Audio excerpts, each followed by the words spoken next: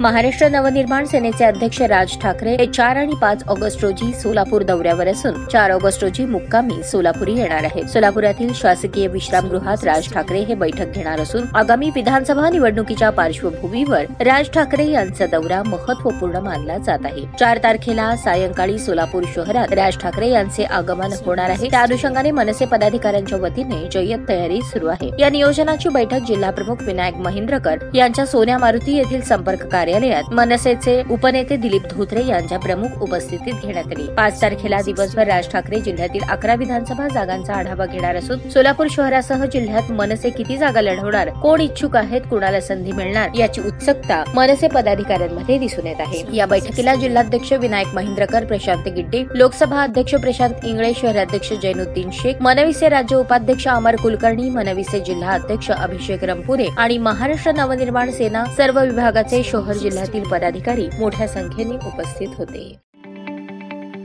ताज्या बातम्या पाहण्यासाठी प्राईम महाराष्ट्र न्यूज चॅनलला सबस्क्राईब करा।